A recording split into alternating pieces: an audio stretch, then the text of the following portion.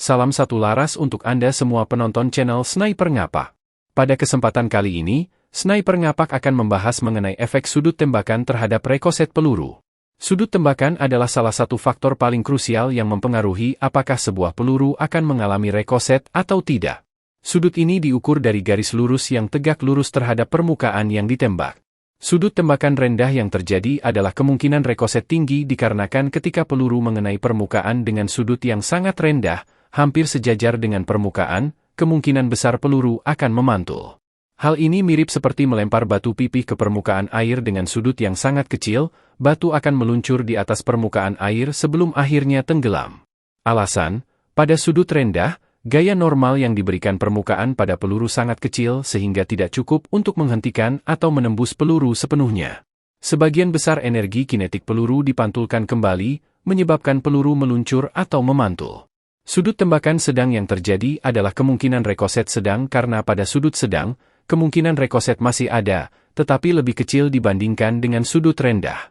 Alasan, pada sudut ini, gaya normal yang diberikan permukaan sudah cukup untuk memberikan perlawanan yang signifikan terhadap peluru.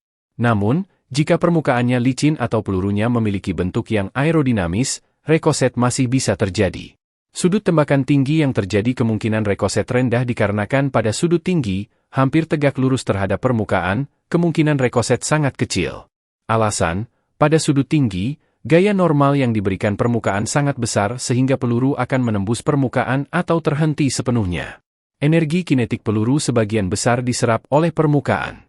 Faktor-faktor lain yang mempengaruhi rekoset selain sudut tembakan, beberapa faktor lain juga mempengaruhi terjadinya rekoset, yaitu jenis permukaan yang berarti permukaan yang keras dan licin seperti logam atau batu lebih mungkin menyebabkan rekoset dibandingkan permukaan yang lunak seperti tanah atau kayu.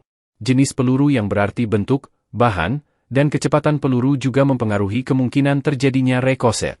Peluru yang berbentuk runcing dan terbuat dari bahan keras cenderung lebih mudah menembus permukaan dibandingkan peluru yang tumpul dan terbuat dari bahan lunak.